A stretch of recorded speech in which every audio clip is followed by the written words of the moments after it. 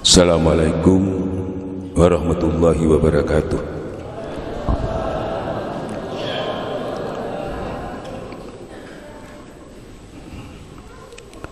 Alhamdulillah, alhamdulillahirabbil alamin.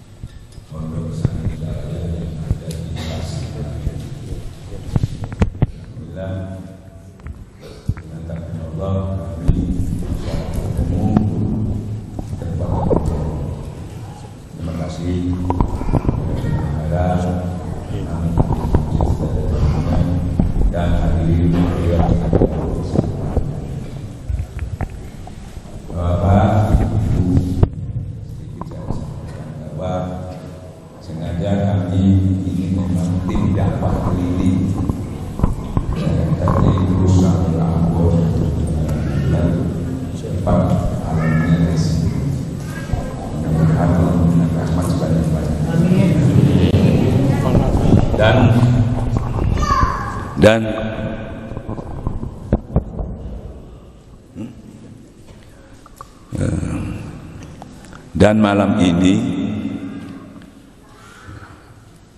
harus semua masalah yang berkaitan dengan ibadah kita, mudah-mudahan semuanya malam ini harus selesai.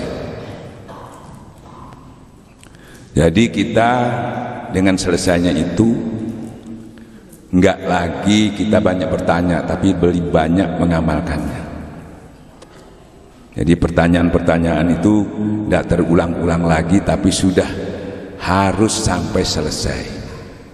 Ibarat makanan itu ya harus sampai masak. Jangan sampai belum masak ya sudah diangkat, dimakan nggak bisa, dibuang sayang. Saya yakin ibu-ibu saya sudah dengar katanya acara ini sampai subuh ya. Ya Pak, betul nggak? Sampai subuh ya? Alhamdulillah. Saya baru tahu namanya tempat ini yang sekuat itu ya. Mudah-mudahan saya juga bisa mengikutinya ya. Nah, alhamdulillah tadi hari ini kebetulan kita maulid ya. Maulid Rasulullah SAW tidak kenal, karena hanya dua yang paling direspon sama Allah. Yang langsung kun itu cuma dua. Pertama, zikir. Dimana kita zikir, Allah langsung berzikir kepada kita. Dimana kita berselawat, langsung Allah berselawat dan jajarannya para malaikat-malaikat. Ini dua aja yang langsung direspon sama Allah. Maka ini menjadi pegangan kita, yaitu zikir dan salawat. Tadi selawatnya sudah Masya Allah. Sekarang zikirnya yang saya sampaikan ya. Bapak-bapak, ibu-ibu yang dimuliakan Allah, zikir yang kita lakukan ini ada dua. Ada zikir-zikir yang memang sudah kita lakukan, dan tidak ada orang Islam yang tidak berzikir, semuanya berzikir. Lah Ustadz ini datang ke sini mau ngajarin zikir apa lagi? Kan begitu ya? Mau ngajar kita sudah berzikir, ini mau belajar zikir apa lagi? Zikir yang harus diambil dari guru mursyid kamil mukamil, yang nasabnya sampai kepada Rasulullah Sallallahu Alaihi Wasallam. Nah itu zikir-zikir orang torekat, zikir-zikir orang-orang tasawuf, zikir-zikir para waliullah. Ya, yang selama ini kemungkinan kita sudah berzikir, tapi belum mengambil dari ahli zikir. Perintahnya fas'alu ala zikir in kuntum la ta'lamun. Bedanya apa? Bedanya apa? Kan gitu ya? Dalilnya sama, ucapannya sama. Apanya yang beda? Nah, bedanya di sini. Bedanya kalau zikir pada umumnya kita lakukan, yang bisa kita lakukan itu istilah saya itu masih manual, belum otomatis, masih disuruh zikirnya, nggak otomatis terus menerus berzikir. Jadi masih manual. Sekarang harus jadikan otomatis. Jadi kalau otomatis itu tidak pernah berhenti, ya. Sementara kalau kita tidak memakai zikir yang dibawa orang-orang arif billah ini tadi, zikir kita itu sangat terbatas.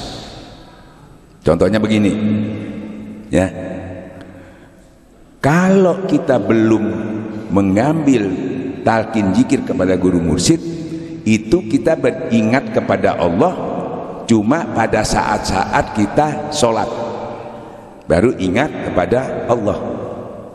Begitu Pak ya? Itu pun belum tentu ingat. Ini dengar ya? Suaranya kedengaran Bu? Jelas? Jelas ya? Nah. Jadi zikir yang kita lakukan selama kita sholat, kita ingat kepada Allah. Tapi sebelum sholat ingat enggak? Ini saya tanya, sebelum sholat ingat enggak?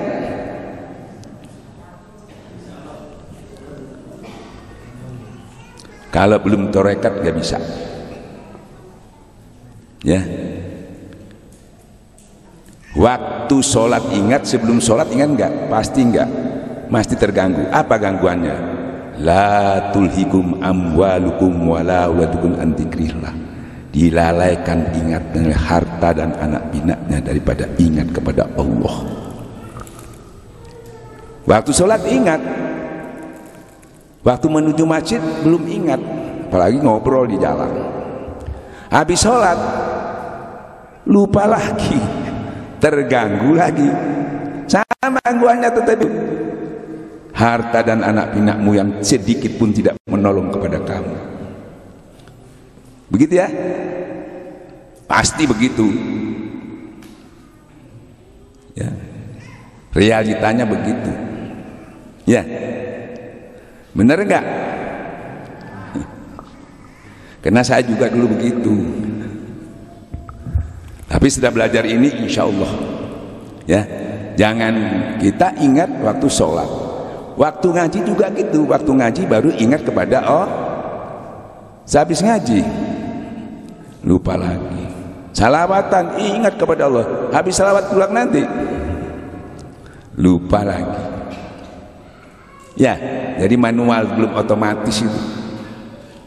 Kalau sudah kita mengambil zikir dari orang yang guru mursyid kamil mukamil, jangankan waktu sholat, waktu nonton bola ingat kepada Allah, waktu nyopir ingat kepada Allah, ya, waktu duduk berdiri berbaringnya ingat kepada Allah. Kemudian alladzii yazkurullaha qiyaman wa qu'udan wa ala junubihim, duduknya, berdirinya, berbaringnya. Selama ini kan cuma duduk, berdiri lupa, apalagi berbaring. Nah ini yang mau kita sempurnakan, bukan dirubah, sudah benar, tapi kebenaran itu bertingkat-tingkat, begitu ya. Nah ini kalau tidak digurui nggak bisa ya. Hasilnya sudah bagus tapi masih rapuh. Kenapa? Sifatnya kita masih memanggil Allah tapi belum bersama Allah. Bagus mana memanggil Allah dengan bersama Allah? Nah ini belum. Maka dari itu malam ini kita mau sampaikan zikir ini, cuma waktunya 10 menit selesai. 10 menit insya Allah selesai. Nah pertama-tama kita kembali ingin menyontoh Nabi. Contohnya siapa? Rasulullah sallallahu alaihi wasallam. Kebetulan ini maulid ya. Tadi kita sudah memuji-muji Rasulullah. Masalahnya sekarang saya tanya, kita memuji Rasulullah ini kita sudah terpuji enggak? Jangan sampai kita memuji Rasulullah tapi kita tidak terpuji, nangis nanti Rasulullah. Kan gitu ya? Bagaimana juga kita bisa terpuji, memuji kita juga bisa terpuji? Nah, kita contoh Rasulullah. Cuma mencontoh Rasulullah itu mulai dari mana? Mencontohnya. Kita kadang-kadang nggak bisa mengikutinya karena contohnya yang dicontohkan oleh penyampaian-penyampaian terlalu tinggi. Misalnya kita terlalu sering mendengar kita disuruh cinta kepada Allah, ya kan sering. Saudara-saudara kita harus cinta kepada Allah karena Rasulullah cinta kepada Allah. Yang menyampaikan betul, dalilnya betul, yang dengar mantuk-mantuk membenarkan. Tapi sampai di rumah sama yang bingung, pasti tidak bisa melakukannya, pasti nggak bisa. Kenapa? Saya pernah tanya Pak Kiai, sampai menyampaikan itu benar, niatnya benar, yang mendengar juga mendengar ada dasar dalilnya. Cuma saya mau tanya, bisa enggak orang itu cinta dekat belum kenal belum? Bisa enggak? Bisa enggak, Pak? Enggak bisa. Akhirnya cuma sampai di dalil tapi tidak bisa diamalkan. Kita akhirnya menyatakan, aduh sulit sekali ya cinta kepada Allah. Sulitnya itu apa? Karena kita mulai meniru Rasulullah itu bukan mulai awal, ya, langsung di perjalanannya yang sudah sampai cinta. Padahal kita mau meniru itu mulai awal. Apa yang pertama oleh Rasulullah itu, pelajaran pertamanya Rasulullah apa? Kita mulai dari situ. Kalau tidak, pasti kesulitan kita mencontoh. Kemungkinan kiai bisa, kiai insya Allah bisa, karena kiai itu mulai 7 tahun sudah mondok, ya, dia terus sampai mungkin sampai ke Mesir, ke Kairo, dan itu sudah menjadi dunia. Setiap hari buka kitab, buka ini, sampai beliau semua yang disampaikan oleh Nabi insya Allah 75% pada umumnya sudah bisa dilaksanakan. Ya Pak ya. Sekarang saya mau tanya sama sampean, sama ibu-ibu, sama bapak-bapak, ya, ya, bisa ditiru. Sedangkan kita agama ini mendapat penjelasan cuma menunggu Isra Mi'raj sampai Maulid Nabi setahun 2 kali. Bisa? Ini. Kalau kiai bisa mulai 7 tahun. Lah kita sebulan setahun 2 kali. Kalau kiai setiap hari buka kitab, ya, wiridan, zikir, itu yang direkam terus, direkam tiap hari, itu direkam. Zikirnya sebagainya. Ya sholat, karena ibarat ceret itu teko tadi diisi susu, pasti keluar susu. Kalau kopi keluar kopi. Kita setiap hari diisi apa? Kalau kiai diisi wiridan, zikir, yang keluar itu. Sekarang kita ibu-ibu yang diisi setiap hari itu apa? Zaman buka apa tiap hari? Kalau kiai buka kitab, kita buka apa? Bonbonan, HP, arisan. Ya Bu ya, pasti itu sudah pasti. Yang dimasukkan itu, mau keluar itu zikrullah. Ya keluar Allahu Akbar. Anakku, suamiku, istriku, tokoku, apa yang sampean masukkan itu yang keluar. Nah itu yang melalaikan itu, maka harus dirubah, ya toh? Harus dibersihkan itu, ya seperti di Quran mengatakan, ya toh? Kamu dilalaikan oleh harta dan anak pinakmu, dan harta dan anak pinakmu sedikit pun tidak menolong kepada dirimu. Ya, bagaimana husu isinya itu, bagaimana ikhlas, bagaimana mencintai, itu yang hijab kita dengan Allah. Makanya ulama-ulama tasawuf mengatakan itu namanya penyakit hati. Ada nyanyiannya tombo hati ya. Nah, tombo hati, obatnya hati itu apa? Sementara kita masih yaitu iklan, ya mana obatnya? Jagalah hati, yang jaga siapa? Ya, jadi ilmu itu sebetulnya sangat bermanfaat. Kita cuma tahu nyanyiannya. Jadi kiainya jadi tontonan, nasihatnya jadi nyanyian. Malam ini harus berubah. Masa gitu saya bilang sampai selesai, sampai masa harus kita selesaikan malam ini. Kenapa saya katakan harus selesai? Umur kita sudah berapa tahun hidup di dunia? Sholatnya sudah berapa tahun? Ya, ada enggak perubahan-perubahannya dari ilmu yakin pada hakul yakin? Ini pada umumnya kita cuma sampai di ilmu yakin, belum sampai hakul yakin. Malam ini harus ditingkatkan sampai hakul yakin.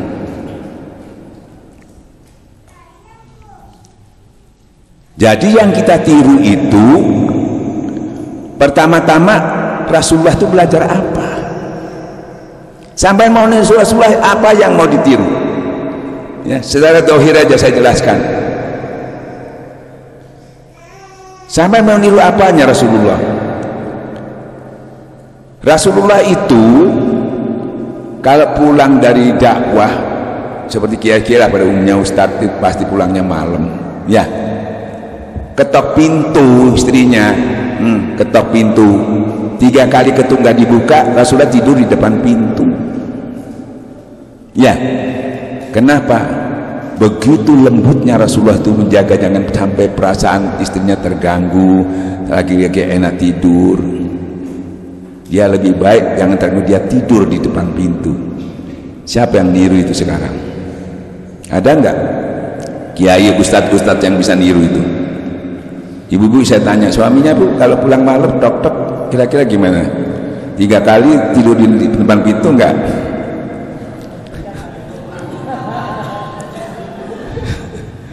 Tapi ceramahnya disuruh apa? Kita harus meniru Nabi katanya. Ini satu aja belum bisa. Ya, nah, kita buka supaya tahu kita ini jangan pura-pura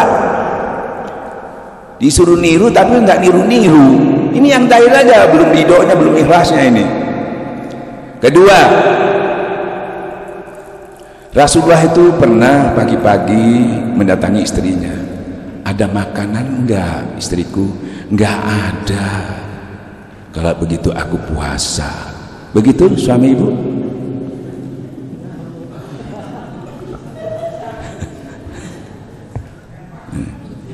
Saya buka ini ya. 2, bisa begini sampean ini istri apa ya, dikasih belanja cukup, makanan nggak ada, belikan aja di warung gitu. Coba. Rasulullah itu pernah lapar, itu diganjel batu Pak, sampai sholat tuh bunyi kelodak, kelodak, kelodak. Sampean suaminya kalau lapar diganjel apa? Roti, apa kalau isi tela, ubi, biar sekilo dimakan itu, kalau belum makan nasi belum makan ya. Ini Rasulullah itu diganjel batu, pernah suami sama kita diganjel batu ya. Tapi ceramahnya kita harus meniru Nabi. Apa yang ditiru? Rasulullah itu sholat sampai bengkak kakinya. Sama yang pernah bengkak kakinya sholat? Bengkak juga, tapi asam urat, bukan kena sholat. Ngaku enggak? Mana yang ditiru? Selanjutnya ini panjang, ini aja ini panjang sekali. Coba katanya kan suruh meniru. Saya mau tanya, yang saya meniru itu yang mana? Saya jabarkan nih. Ada lagi satu, Rasulullah itu kalau ke masjid ada seorang pemuda sering mengganggu, menghina Nabi. Sampai pasti tahu ceritanya.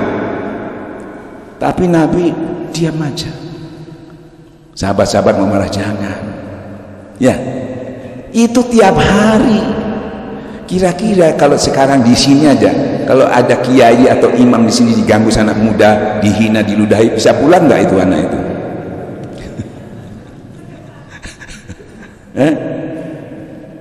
Kan begitu ya? Bisa kita tiru? Nggak bisa. Rasulullah itu pernah dilempari batu di Taif sampai berdarah-darah. Malaikat datang, ya Rasulullah, izinkan aku mengangkat bukit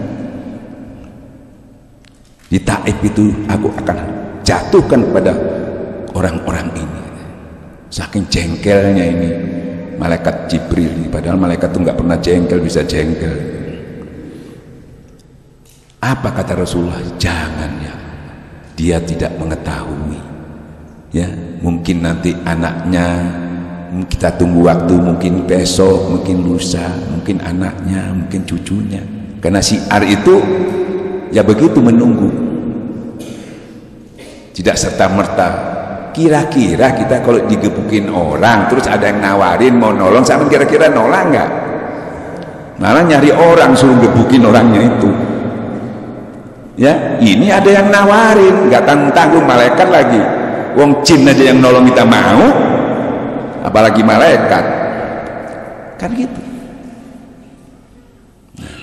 Padahal tadi pemuda yang tadi, pada satu saat pemuda tadi itu nggak datang ke situ mengganggu Rasulullah. Rasulullah tanya, kemana pemuda itu? Ya Rasulullah, sakit ya Rasulullah. Kalau saya dibegitukan, wah ini kewalat saya itu. Bahkan jangan berani-berani sama kiai, nanti kewalat itu. Kalau Rasulullah enggak, kasihan ya, dibelikan roti sama Rasulullah. Dia antar. Si pemuda ini ketakutan di tangan Rasulullah. Duh, wah ini Muhammad ini datang, saya nggak bisa melawan, saya sakit nih. Waktu sehat saya nggak berani, sekarang saya sakit dia datang, curiga dia. Padahal Rasulullah ini membawa roti, mau berikan. Enggak, saya datang bukan untuk membalas kesalahanmu, saya mau memberikan ini, saya mau besuk sama kamu. Masya Allah, nangis pemuda ini. Orang yang saya hina, saya ini, dia tetap tidak berubah. Maka masuk Islamlah dia, bukan dengan ceramah beliau, tapi dengan akhlakul karimahnya dia masuk. Kita ini kebanyakan ceramahnya bagus, Qurannya bagus, semuanya akhlaknya kurang. Nah, bisa niru Rasulullah sampai diludahi sampai bawakan roti, bisa? Bisa nggak? Bukan berat lagi, nggak bisa. Zaman mencontoh yang mana? Ya. Ada lagi yang serem untuk ibu-ibu ini. Sampean sudah tahu ceritanya tapi nggak tahu hikmahnya. Ada seorang badui, udah tua buta lagi, di pasar tiap hari Rasulullah memberi makan. Dia nggak tahu yang beri menyuapi itu Rasulullah, dan paling benci dia kepada Rasulullah. Jadi dia dikasih makan, dia misuh mengupat Rasulullah itu, padahal yang diupatinya ngasih makan, dia nggak tahu karena buta. Pada suatu saat Rasulullah meninggal diganti Abu Bakar. Terasa loh, ini kok tidak biasanya, kok nggak lembut, kok agak kasar nih. Siapa kamu? Yang dulu lembut sekarang enggak? Saya penggantinya melanjutkan Rasulullah, karena Rasulullah yang beri makan kami itu sudah meninggal. Rasulullah itu tadi, Masya Allah, nangis beliau ya? Sehingga beliau masuk Islam. Saya mau tanya sama ibu-ibu, sampai kalau nyuapi ibunya jangan sampai nyuapi, menyiapkan setiap hari aja, kalau ngomel sedikit sampai tinggal. Ya, ini orang lain buta, dipisu, diupat setiap hari. Ya, kita sama ibu kita, salah sedikit aja ya, nggak nyuapi, nggak apa, cuma nyiapkan aja sudah ngomel-ngomel kita. Kalau ibunya cerewet, ya. Padahal kita sudah sering di bulan Maulid itu mendengar, si ibu harus kita meniru Nabi. Mana yang bisa tiru? Mana yang bisa ditiru? Apalagi di Dok Ikhlas. Kenapa kita tidak bisa menirunya? Ya, minimal 25%. Ya. Tapi ini satu biji pun tadi nggak ada yang masuk ini ya. Nah, kenapa? Begitu lemahnya kita nih, begitu rapuhnya. Ilmunya sudah didapat, dalilnya sudah didapat, tapi melaksanakannya nggak bisa. Kenapa? Nih, powernya yang kurang. Ya, makanya kita lihat Nabi itu pertama belajar apa? Kan gitu ya, Mbak ya? Apa Nabi pertama belajar apa? Pertama menerima wahyu apa? Iqra. Kita mulai dari situ. Ternyata Rasulullah waktu di gua itu datanglah malaikat Jibril. Disuruh apa? Disuruh baca. Nah, dengan disuruh baca itu banyak orang-orang Islam ini tadi akhirnya banyak beli kitab untuk membaca. Ya Bu ya, karena ini dasarnya baca-baca, berarti suruh baca kitab. Pada waktu itu Rasulullah bisa baca enggak? Tidak bisa baca. Padahal beliau itu sudah al-amin, padahal sudah bersih, sudah dibedah berapa kali, tapi tetap tidak bisa baca. Kenapa? Bersih itu bukan bersih kalau di dalam agama. Bersih di dalamnya tidak ada yang lain selain Allah. Itu baru bersih. Kalau bersih aja kosong, di keluar masuk iblis lewat situ. Nggak ada yang jaga. Jadi bersih selain Allah. Tidak ada harta di situ, tidak ada anak pinak di situ, nggak ada. Tidak boleh masuk ke wilayah ilahiyah, juga boleh. Sangat melalaikan, menghijab kita kepada Allah. Nah, ini caranya menghilangkan bagaimana? Nah, kita teruskan ya. Jadi Rasulullah itu suruh baca nggak bisa, Pak. Aku ini buta huruf, kata Rasulullah. Nggak pernah sekolah. Baru dirangkul oleh malaikat Jibril. Dibisiki, Muhammad, sebut-sebut nama Allah. Begitu kan? Benar ya?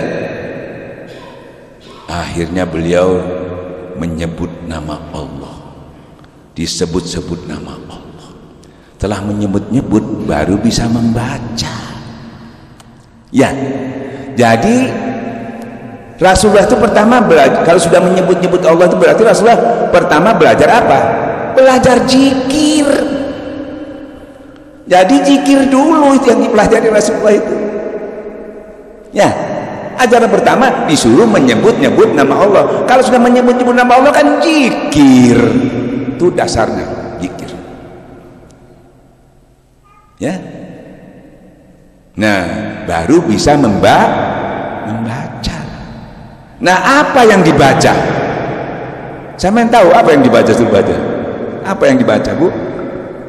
Bapak tahu nggak apa yang dibaca? Kan disuruh baca berarti ada bacaannya. Nah, setelah dikaji makanya nggak boleh putus. Setelah Rasulullah itu mendapatkan pengetahuan suruh baca, beliau menyampaikan kepada sahabatnya, terutama, ya, apa yang disampaikan? La ilaha illallah. Pertama keluar turun dari dia itu yang disampaikan, berarti yang dibaca itu la ilaha illallah. Disampaikan, dia ketemu sahabat, dia menyampaikan la ilaha. Jadi yang dibaca itu la ilaha illallah.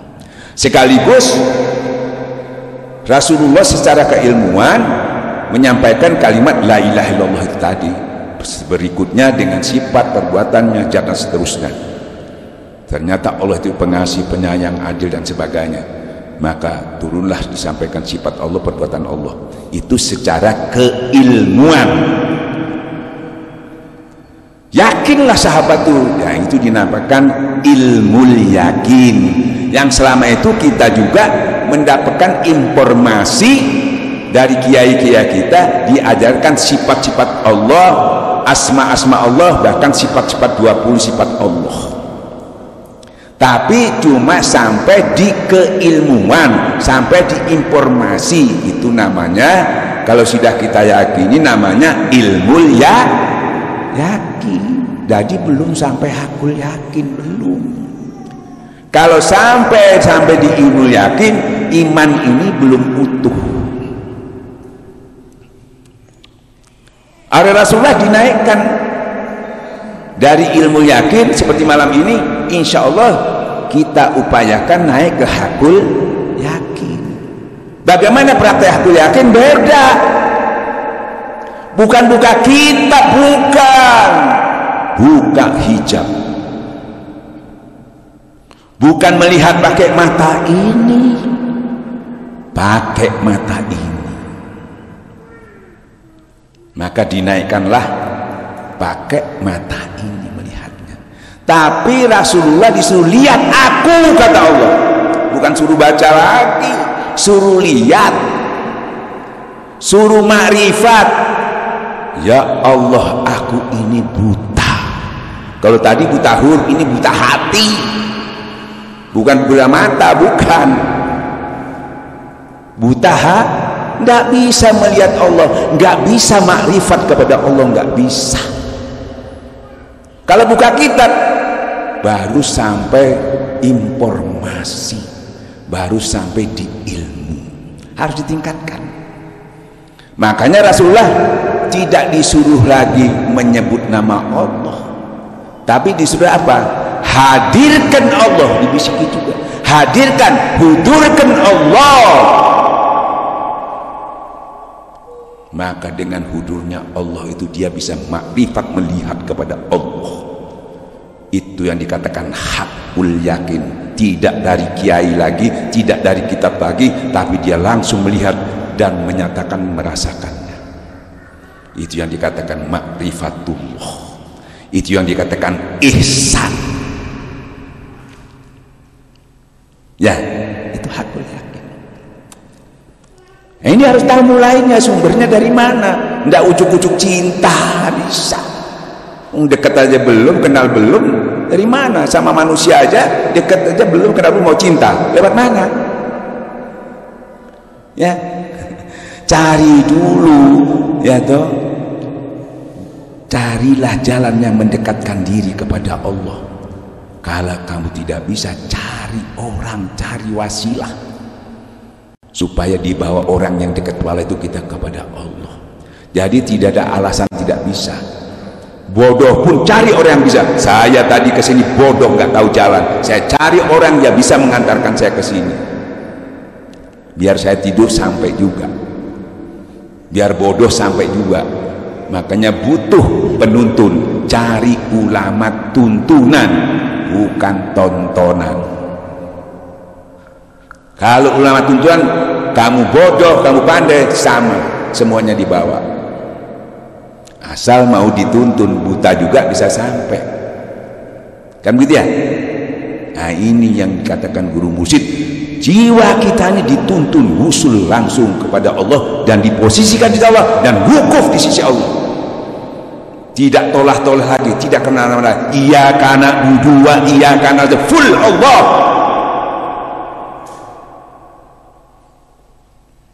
Dari zikir tadi itu, ya, dibuka hatinya, ditanamkan kalimat la ilaha illallah tadi, bukan dibaca, dibentengkan, dimasukkan bibit soleha itu.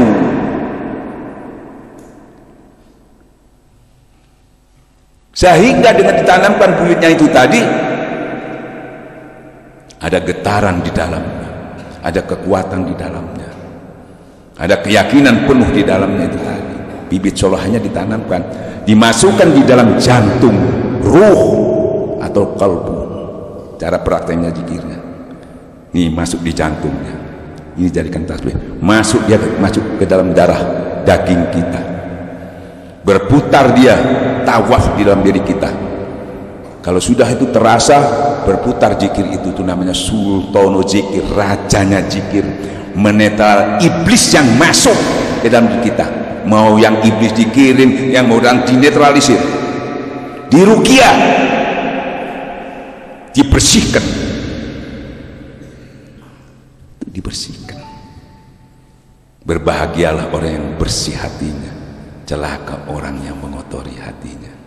Ada nggak alat pembersihnya? Yang dibersihkan selama itu apa? Yang disucikan apa?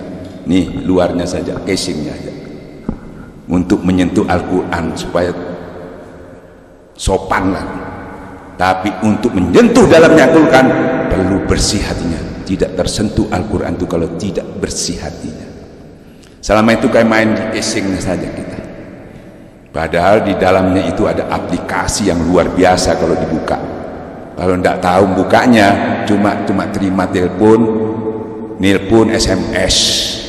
Padahal di dalamnya itu penuh aplikasi, terkunci, tertutup, gelap gulita, nggak bisa tahu. Makanya ilmu kita itu aja nggak meningkat. Malam ini harus dibuka. Bapak-bapak, ibu yang dimuliakan Allah. Jadi Pak, zikir itu yang kita harus miliki. Ya, jadi nggak bingung-bingung lagi kita mau cari ruqyah, sudah bisa meruqyah diri kita sendiri. Ya. Kalau tidak, akibatnya saya beri contoh. Ya. Biar jelas Pak, ngajinya yang enteng-enteng aja tapi paham. Maju sedikit coba. Kenapa saya beri contoh ini? Supaya gampang ya, supaya mudah dipahami. Ini kertas Pak, kertas kosong, tahu Pak ya? Ini kalau saya ludahi boleh nggak? Boleh ya? Saya ludahi boleh nggak? Boleh. Saya injek? Ini saya robek buat ngambil kotoran, boleh. Sekarang ada kertas juga, sama kertasnya, tapi ada tulisannya. Berani meludahinya? Baring injek-injek? Ayo saya kasih 100 juta, tapi sampai ndak pulang. Berani? Kenapa? Sama-sama kertasnya, apa bedanya? Ya, apa bedanya? Cuma ada tulisannya ini. Tulisan ini sangat berwibawa. Kertas ini aja sampai nggak berani. Bayangkan ya, cuma kertas sampai nggak berani. Sangat bicara karena tulisan ini. Ini di kertas. Kira-kira kalau di dalam kalbu sampean kira-kira bagaimana? Kira-kira kalau di dalam jiwa sampean ini kalimat ini bagaimana? Kata Allah, bismillahilladzi la yadurru ma'asmihi fil ardi wa la fis sama. Ini senjata kita ini yang kita buang kosong seperti kertas kosong, diinjek-injek, dihinakan kita, diadu domba gara-gara ininya nggak ada. Padahal kalau ini ada, apa kata Allah? Jangan, kalau kamu sudah bersama aku, nggak manggil-manggil lagi, jimatnya nggak tahu di luar, nggak taruh di kertas, taruh di dalam jiwa, ditanamkan dalam rohani kita. Bismillahirrahmanirrahim. Jangan yang di bumi, di langit pun tidak bisa memberi mudarat kepada engkau kecuali izinku. Selama kita tidak bersama Allah, semua bisa memberi mudarat. Istri bisa memberi mudarat, anak, harta, semuanya bisa memberi mudarat.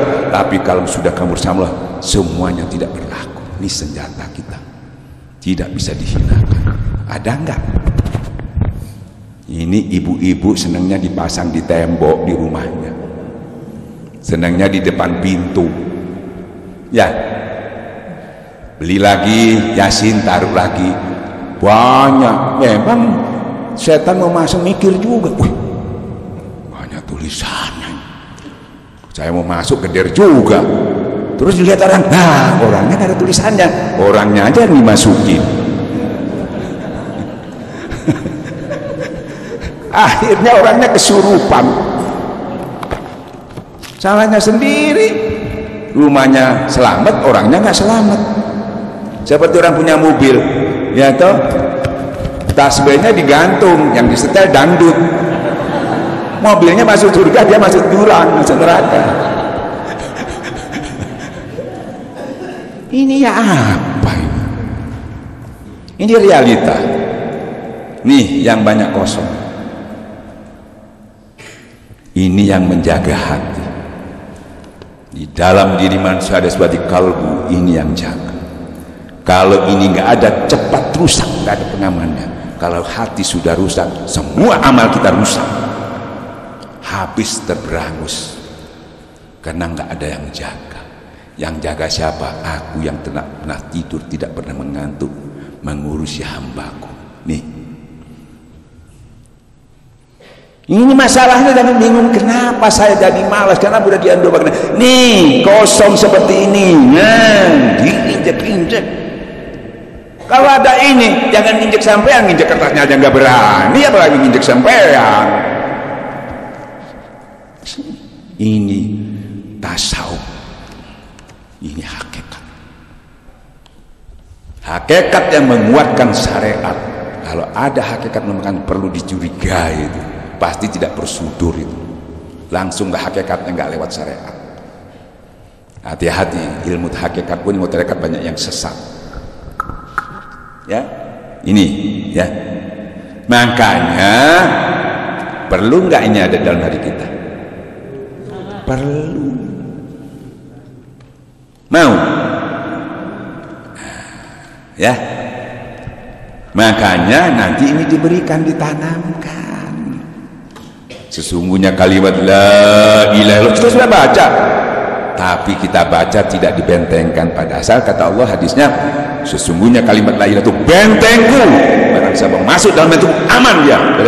Kita enggak, kita masuk ke dalamnya, di pinggir-pinggir aja, tidak mau masuk ke dalamnya. Nah ini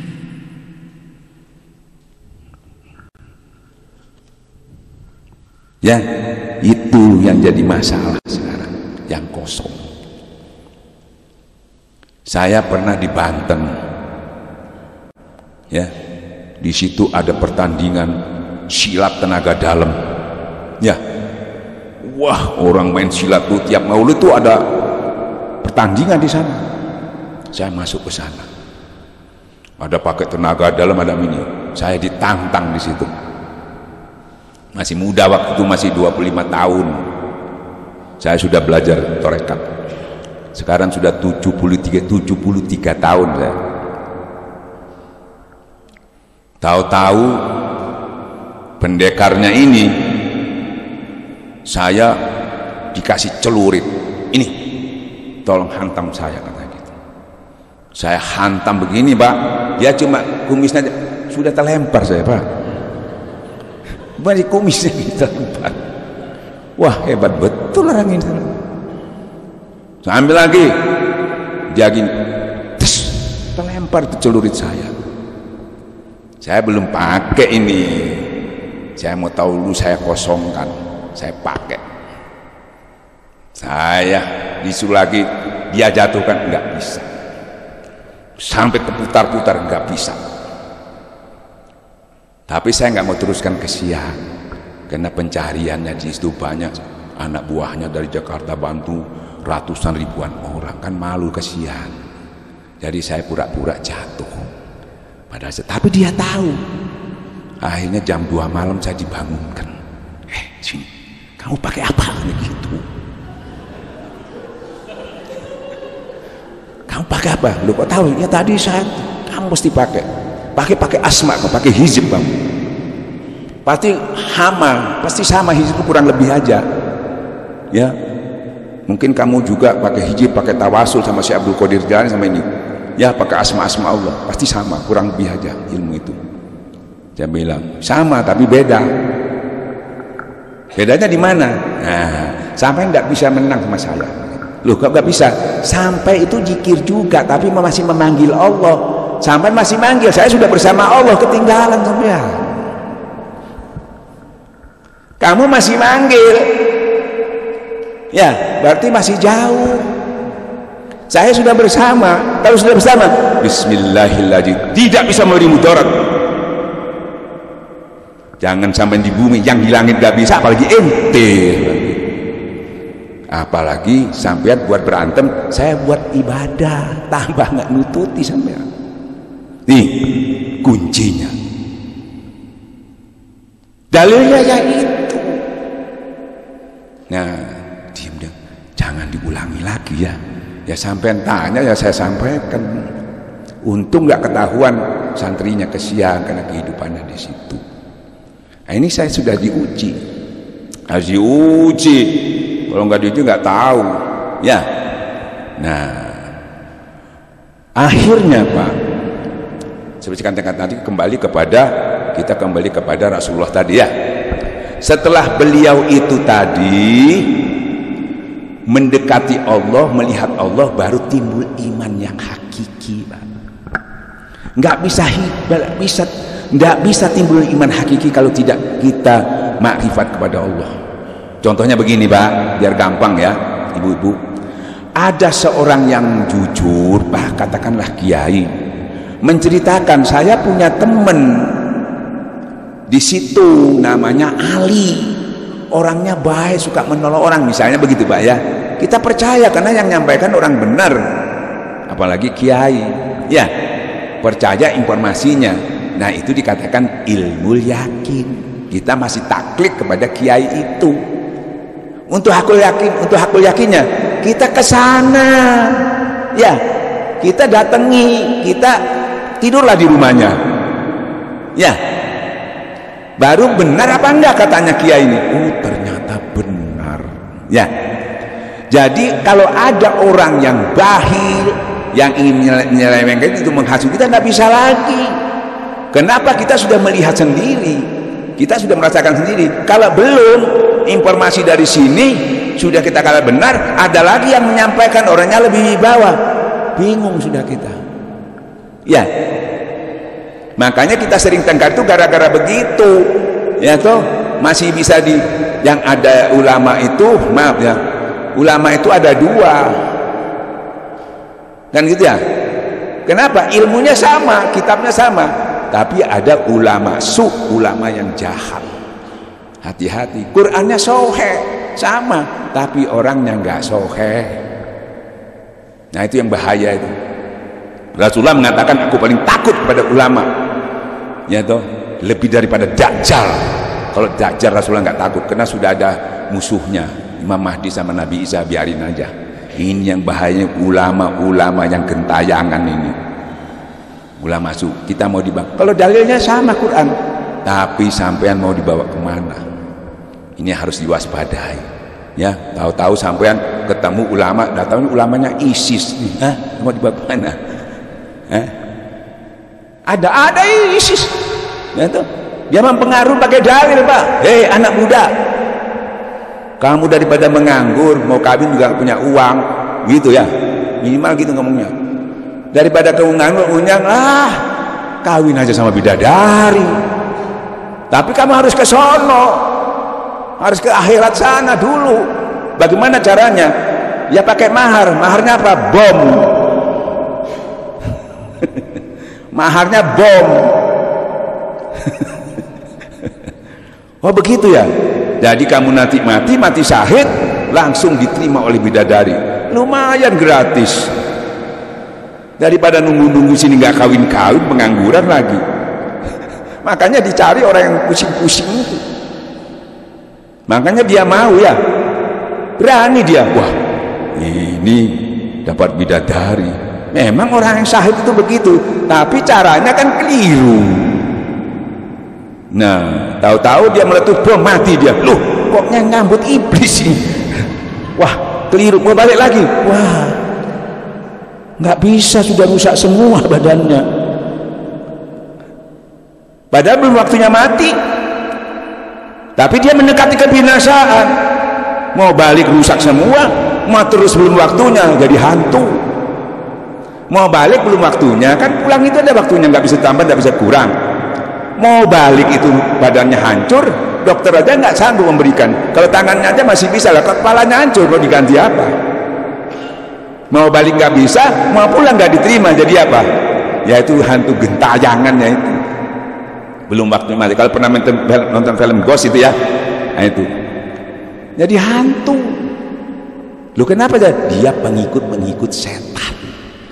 Jadi kumpulnya sama nah, jadi belum waktunya. Itu bahaya begitu. Nah, hati-hati ya, terutama anak muda-muda ini ya. Zaman sekarang ini sampai kejadian kemarin di mana itu? Di Medan ya. Nah, ini hati-hati ya, jangan sampai terpengaruh.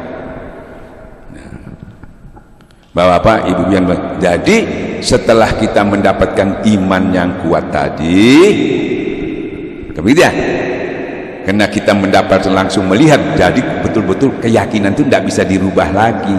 Kalau masih dari ilmu, ada ilmu lagi sampai menyimpulkan sudah bingung karena belum melihat secara langsung.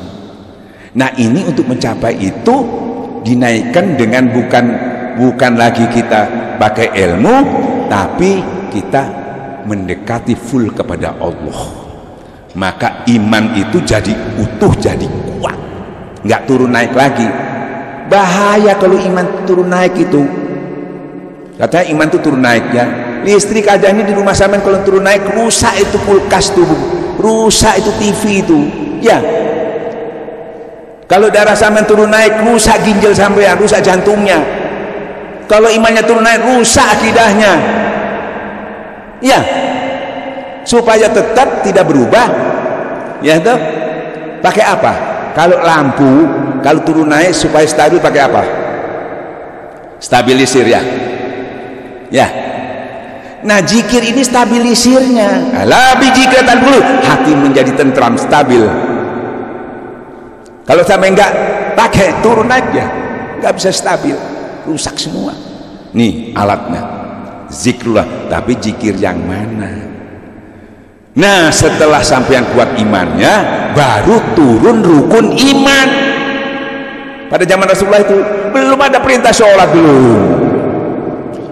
Turun rukun iman, ternyata iman itu bukan percaya kepada Allah saja, pada Rasul ya, seterusnya kepada kitab, seterusnya sampai selesai. Rukun iman ada berapa?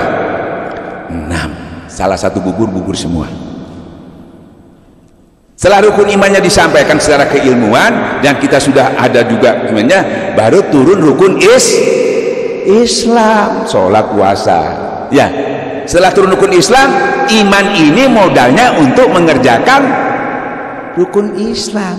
Kalau imannya lemah, kurang, ibarat proyek itu modalnya kecil, bagaimana mau mengerjakan proyek-proyek Tuhan yang sholat, puasa, zakat itu pasti nggak bisa maksimal karena imannya lemah. Sholat juga tapi sahun, hatinya melenceng kemana-mana Haji juga tapi mardut. Puasa juga cuma lapar haus, kan rugi. Gara-gara kebodohan kita. Ya toh? Cuma hatam Quran tapi nggak paham. Paham itu didapat dengan kita dekat kepada Allah. Kalau mau pinter, untuk pinter baca Quran. Kalau mau paham, dekat sama Tuhan. Dua-duanya harus dipakai. Setelah beliau dikatakan, nih imanmu sudah kuat, baru diturunkan ya toh rukun Islam. Apa kata sahabat? Sami'na wa ata'na. Saya dengar, saya laksanakan. Ini imannya belum, ini belum, saya laksanakan. Cuma di mulut ngomong, di rumah enggak. Kok enggak kuat Ustaz? Karena perangkatnya belum kamu penuhi. Iman tauhidnya belum didandani, belum diperbaiki, rapuh. Nah, tarekat ini membantu itu, menguatkan itu. Kalau tidak, selamanya rapuh. Tapi tetap sholat. Tapi hasilnya tadi sahun. Haji juga, tapi mardut. Puasa juga dapat 8 haus. Nah, ini tarekat ini membantu, Pak. Kan gitu ya? Jadi tarekat ini jangan ditakuti. Ini alat bantu untuk mencapai sempurna, bukan merubah, menyempurnakan. Nanti loh, saya sudah zikir ini, Ustaz mau belajar apa lagi? Ini disempurnakan, karena Allah itu memberi belum sempurna, tidak langsung sempurna. Seperti kitab Taurat, Zabur, Injil, baru sempurna, baru Al-Quran. Ya, jadi kita juga ini zikir ya gitu. Pertama memanggil Allah, terus memuji Allah, meningkat bersama Allah, baru abdol. Nah, sekarang kalau sudah iman itu kuat dan tidak, bagaimana cara mengukurnya?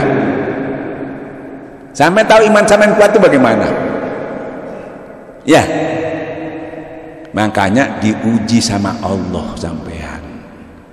Banyak orang pemahamannya itu kalau Allah menguji, Allah mau tahu sampean ini emas apa perak. Bukan, ujian itu bukan untuk Allah. Allah sudah tahu sampean lemah, sampean kuat Allah tahu. Mengujinya itu supaya sampean tahu. Kalau sampean telah diuji kok saya nggak kuat, supaya sampean tahu bahwa sampean itu nggak kuat. Bukan untuk Allah. Allah sudah tahu nggak sampean itu nggak kuat. Sampean nggak tahu bahwa sampean tidak kuat. Sampean nggak tahu bahwa sampean itu jauh dari Allah, tapi merasa dekat tapi jauh. Tapi sampean merasa dekat, diujilah. Setelah diuji, loh, kok nggak bisa, berarti saya nggak kuat. Maksudnya nggak kuat supaya kamu nggak kuat, kamu kenal dirimu nggak kuat, baru kamu cari Allah supaya kuat. La haula wala quwata illa billah itu bukan untuk ngeles. Kamu diberitahu kamu nggak punya daya, nggak punya kekuatan, bukan untuk ngeles. La haula wala, hayya ala shalah, la haula wala, ya Allah saya nggak bisa, saya lemah. Bukan itu. Kamu dipanggil oleh Allah, kamu itu lemah. Kamu dipanggil datang kepada Allah, datang supaya kuat. Bukannya la haula wala quwata illa billah, ya Allah. Bukan ngeles. Diberitahu kamu itu lemah. Kalau sudah tahu lemah kan kita cari yang bagaimana supaya kuat. Ini cuma saya kan tidak kuat ya Allah. Seakan-akan kalau kita begitu bebaslah karena memang kita lemah. Memang saya lemah ya Allah. Nah, salah pemahamnya itu. Nah, ya. Nah, terus bagaimana supaya tahu kita mengukur iman kita? Ya, ini di surat An-Anfal ya. Biarin yang fasih, yang bahasa nggak pakai fasih. A'udzubillahi minasyaitonirrajim. Bismillahirrahmanirrahim. Surat ke-8 Al-Qur'anul Karim, surat Al-Anfal ayat 2, 3 dan 4. Bismillahirrahmanirrahim. Innamal mu'minuna alladzina idza dzukirallahu wajilat qulubuhum wa idza tuliyat 'alaihim ayatu zadatuhum imanan wa 'ala rabbihim yatawakkalun alladzina yuqimuna ash-sholata wa mimma razaqnahum yunfiqun ulaika humul mu'minuna haqqan lahum darajatun inda rabbihim wa maghfiratun wa rizqun karim. Al-ayat. Ya. Kata Allah, Orang beriman itu kalau disebut nama Allah bergetar, ada getaran, nyambung. Ya. Kalau ada adzan sebelum getar, mau cepet-cepet ke masjid, mau cepet-cepet sholat. Kalau sampai kepingin ada cepet-cepet, nah itu baru imannya bagus. Kalau nanti aja, nah ini itu menurun imannya. Apalagi males, hilang imannya itu. Jadi kita tahu kan, kok saya malas, nah itu berarti. Kok saya nggak cepet, nah itu kurang. Gampang kan ngukurnya? Ada orang minta tolong, wah kasihan, langsung tahu ini. Jadi kalau saya tolong uang saya habis, nggak ada getarannya. Kan gitu ya?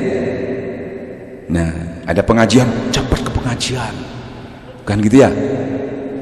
Nah ini diajak nggak mau. Tapi kalau diajak ke mall, cepet ikut semua. Bu, banyak ke pengajian atau banyak ke mall? Anak-anaknya tuh suka di pengajian apa suka di mall?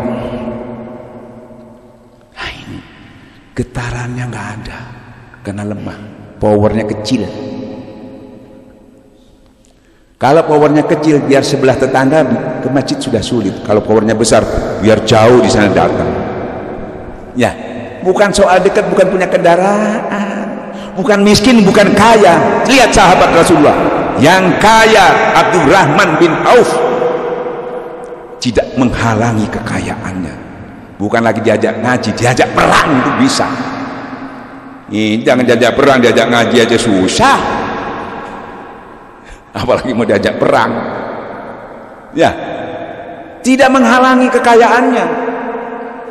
Yang miskin tidak menghalangi. Siapa? Abu Zar, Bilal, tidak menghalangi. Kalau sekarang jadi alasan, aduh Pak saya nggak bisa ikut ngaji, saya ini proyek saya banyak, saya eksekutif, nggak punya waktu Pak. Jadi alasan itu nggak bisa. Padahal sahabat yang terkaya kenapa bisa, kenapa ente nggak bisa? Bukan lagi pengaji, diajak perang aja bisa, diajak hijrah bisa. Kenapa kita nggak bisa? Bukan karena kekayaannya, karena powernya kecil. Karena dia kecil, karena tidak kuat, karena tidak dekat kepada Allah. Kenapa? Dengan tidak dekat dengan Allah dia lemah. Dekat itu zikirnya kurang. Bahkan kurang zikirnya bisa jadi munafik. Si miskin juga gitu. Gimana saya mau kumpul-kumpul? Saya ini cari makan ini untuk makan besok. Sama aja alasannya. Saya sibuk. Ya, tidak, ini powernya kurang. Itu alasan. Ya tuh. Sampai-sampai banyak orang ke kiai. Pak Kiai, katanya orang Islam itu harus kaya. Kalau tidak kaya nggak bisa bayar zakat, bisa bangun masjid. Kaya-kaya bener ya? Iya Pak.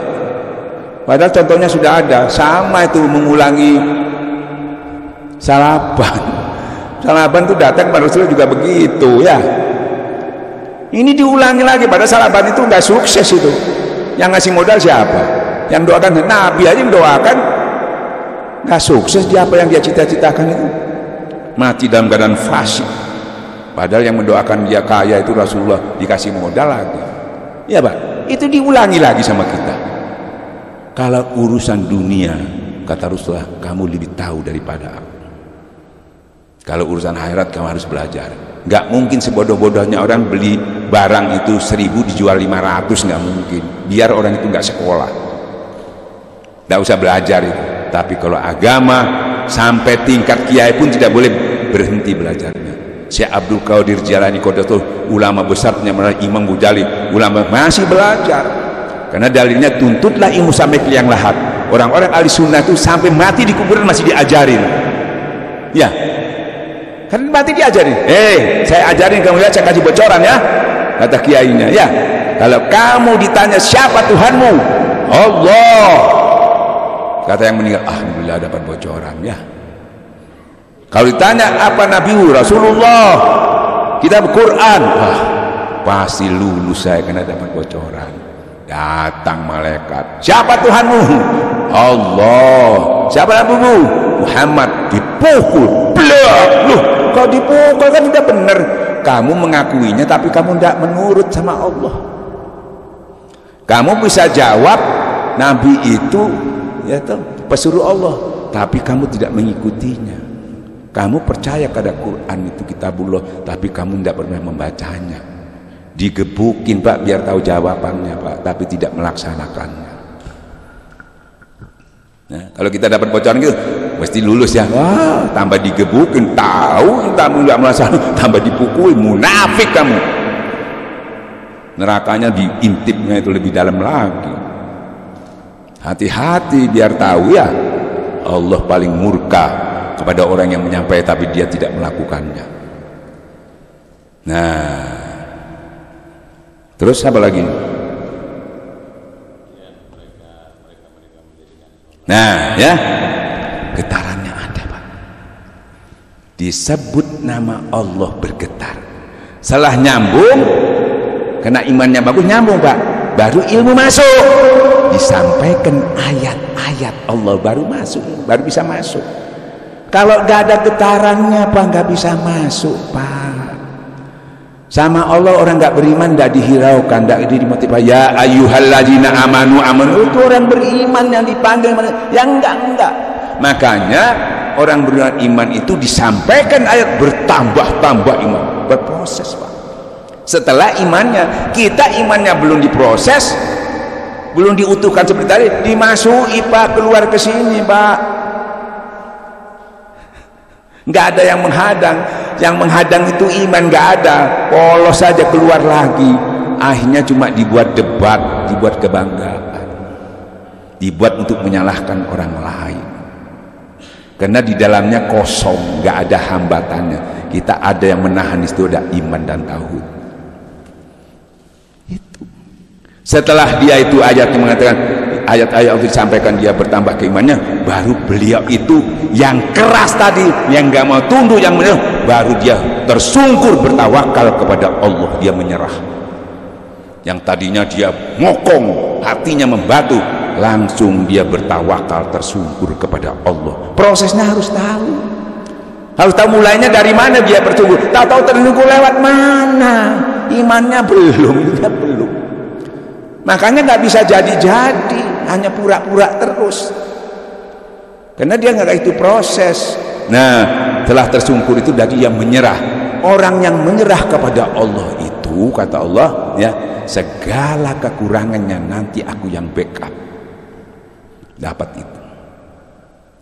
Terus dia tersungkur juga itu, dia sudah bertobat kepada Allah.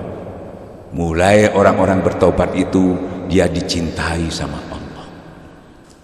Dia tersungkur itu sudah full, iyyaka na'budu wa iyyaka, hanya kepada engkau ya aku menyembah, hanya kepada engkau aku mohon. Dia mendapatkan iyyaka na'budu wa iyyaka nasta'in. Dia dipetunjuk ihdinas siratal, nih kamu lewat sini, Nabi lewat situ, syuhada lewat situ, orang-orang soleh lewat situ, ikuti jalan orang-orang kembali, dia masuk ke situ.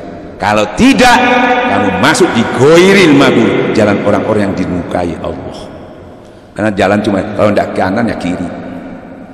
Itu prosesnya kalau diikuti. Jangan ngaji sepotong-sepotong, jilid 1 belum, jilid 3, nanti datang lagi jalan jilid 7. Harus dia ada apa namanya, comprehensive, ada makom-makom 1, 2, 3 sampai selesai. Ibaratnya ada dahan, ada daun, ada bunga, ada ya terus ada proses. Nah, setelah itu kata Allah, setelah itu sempurna, baru orang itu bisa mendirikan sholat dengan baik. Ya toh, alladzina yuqimunas sholata mimma razaqnahum yunfiqun, ya. Jadi dia bisa mengerjakan sholat, ya toh. Nah, sholatnya itu menjauhkan yang keji dan yang mungkar di dunia, tapi di akhir jadi andalan, yang lain tidak diperiksa. Karena sudah bagus, seperti ini gedung. Kalau sudah tiangnya bagus, nggak perlu diperiksa. Ada angin, ada apa, insya Allah nggak rubuh. Kan dia, karena sholatnya itu ada tiangnya. Sholat itu tiang agama. Banyak orang sholat tiangnya nggak ada, imannya nggak ada, taunya belum kuat. Sholat juga mungkin bagus juga, ini banyak angin di dunia ini. Kena angin baru ketahuan, loh rubuh. kena ujian sedikit ya kadang-kadang tersinggung aja orangnya dibunuh. Kan gitu ya. Coba, padahal sholat, padahal haji, karena pondasinya dan tiangnya tidak kuat. Ini jadi masalah. Makanya tadi diperkuat dulu dengan apa? Jadidu imanakum biskasoti qaulillah. Utuhkan imanmu itu dengan memperbanyak kalimat la ilaha illallah. Bersihkan hatiku dengan zikir sir, dibersihkan tauhidnya. Dua alat itu yang kita mau tanam. Dua alat itu yang kita mau ajarkan supaya betul-betul iman kita itu utuh, supaya tauhid kita itu bersih. Kalau tidak, kita tidak menyembah selain Allah sebetulnya, ya. Tapi menyembah harta anak pinak itu namanya itu syirik khafi. Walaupun kecil, kalau terus-menerus jadi besar. Menghilangkannya dengan zikir khafi juga baru hilang. Tidak bisa dihimbau, harus prakteknya harus dihilangkan dengan zikir khafi. Nah, dua yang diminta sama Tuhan tadi. Sholat, dia bisa mendirikan sholat, hablum minallahnya bagus, dia membelanjakan sebagian hartanya, hablum minannasnya bagus. Dua itu yang diminta. Salah satunya gugur, ini jatuh semua. Kalau ini salah satunya tidak, gugur Pak. Karena di dalam ara'aital ladzi yukadzibu biddin fadzalika ladzil yatim, ya, kita tidak membelanjakan sebagian harta, kita tidak perhatikan dengan harta kita, anak yatim, orang-orang miskin, ya. Ini hablum minannasnya rusak. Hablum minallahnya fawailul lil musallin alladzina hum an sholatim sahun. Salatnya lalai. Orang ini pembohong agama, Pak.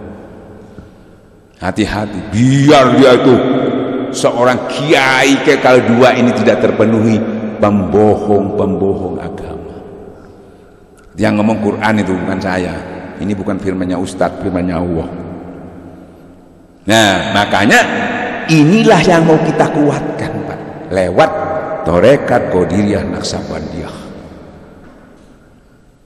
Ketiga, baru Allah menyatakan ulaika humul mu'minun allati haqqul ladzi. Mereka itu yang benar-benar beriman kepada Allah. Dia akan mendapatkan derajat yang tertinggi di sisi Allah, dan dia akan mendapatkan rezeki yang karim, yang mulia. Hasilnya itu nanti. Tapi prosesnya mulai dari sini tadi. Nggak bisa didapat ini kalau nggak proses, nggak bisa. Nah, dan hasilnya langsung bisa dirasakan setiap hari Pak. Apa yang kita inginkan ibu-ibu setiap hari? Pasti mau kaya kek, mau miskin kek, mau raja kek, mau tukang ojek kek, pasti mengingin ketentraman jiwanya. Iya Pak. Siapa yang nggak ingin tentram? Biar dia punya uang banyak juga, dia tahu tidak menenteramkan, bahkan membingungkan. Sampai punya 1 miliar saja, seminggu aja nggak nambah uangnya, bingung sampai. Ya. Nah, inilah torekat membantu itu, yang hasilnya tentram. Makanya pertama hasilnya tentram. Selama ini kita kan, saya kalau dekat anak saya tentram, mau ikut terus sama anaknya. Anak sekolah mau ikut, anaknya main mau ikut. Saya kalau dekat sama suami saya tentram, mau ikut ke kantor, mau ikut ke mana-mana. Nggak mungkin, ada batasnya. Yang tidak terbatas itu Allah. Tidak ada hambatan. Di mana ada kamu, di situ aku. Ya, makanya Allah mengatakan tentram itu dekat sama aku, bukan dekat sama anak istrimu, bukan, justru melalaikan. Dari zikrullah, zikir lagi. 2. Sampean kalau cari rezeki kan, mencari rezeki itu kan gampang-gampang susah Pak ya. Iya Pak ya. Apa yang sampean lakukan supaya rezeki itu berkah didapatkan? Selama ini kita di sini ahli sunnah pakai apa? Baca apa? Ya Pak. Biasanya apa? Waqiah, ya apa-apa, benar. Yang bisa ngaji, yang nggak bisa ngaji. Nah, saya perkecil supaya semua bisa.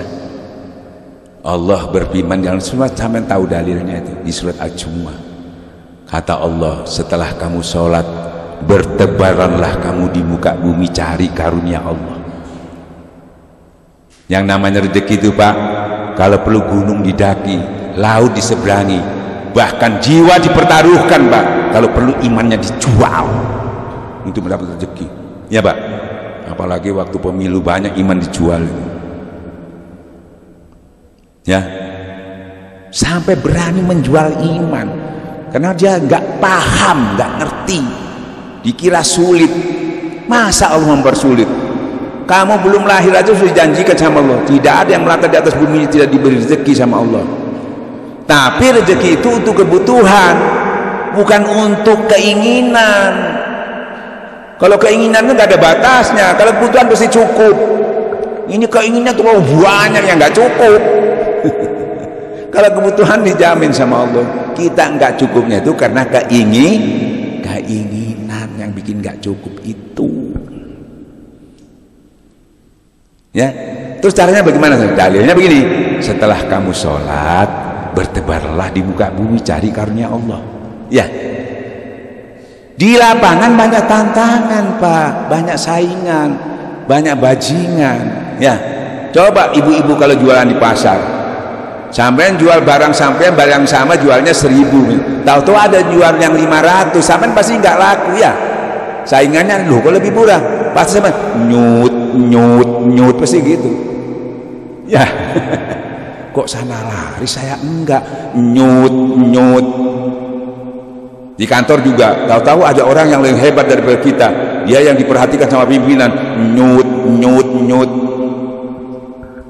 Ya, gangguannya, saingannya banyak, nggak mudah. Tapi kalau saya nggak paham, menyelesaikannya pasti salah.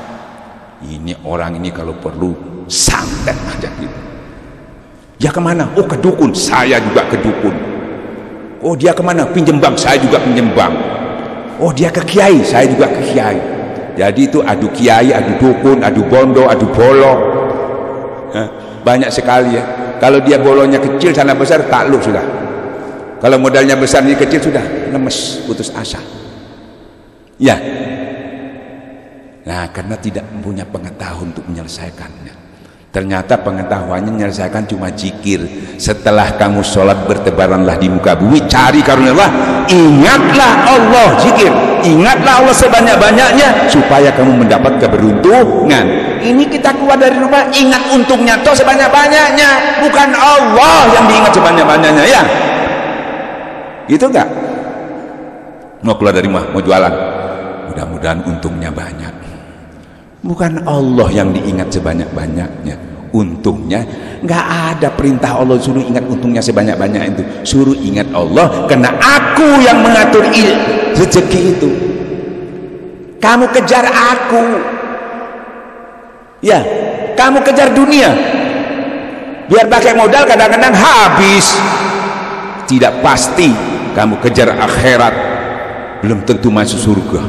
Tapi kamu kejar Allah, kun pasti kamu baru melangkah, kamu sudah didatangi Allah.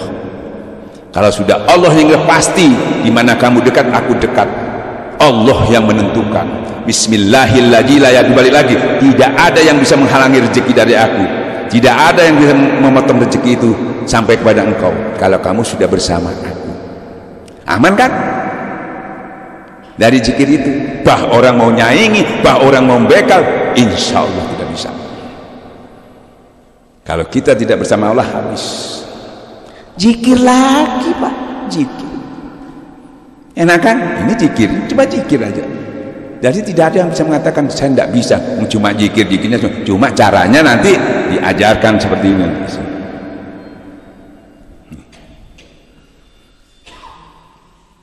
Ketiga, sholat. Ya, sesungguhnya sholat itu berat, kecuali yang khusyuk. Sampean itu di sini kita semua, ada yang sudah 50 tahun sholat, ada yang 40 tahun, ada yang sampai hitam kepalanya, ya Pak ya. Kita periksa sekarang, betul nggak sholatnya?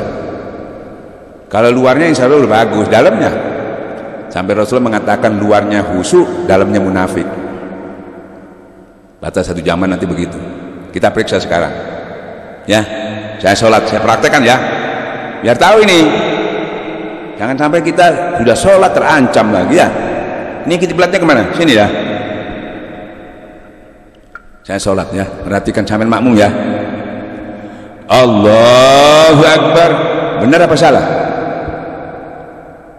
Kiblatnya kan sini, saya ke sini. Allah, benar apa salah? Kalau salah yang negur Allah apa sampean?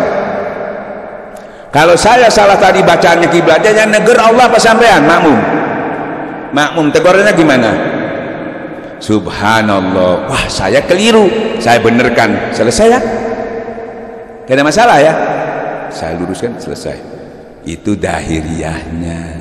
Kalau saya salah melenceng hatinya, ke mall kemana-mana, imamnya ke mall, sampai juga ke mall, yang negor siapa? Yang negor siapa? Ente nggak tahu itu hatinya orang itu. Kalau melenceng hatinya, kalau dahirnya dia sampai subhanallah. Kalau hatinya yang melenceng, siapa yang negor? Siapa yang negor?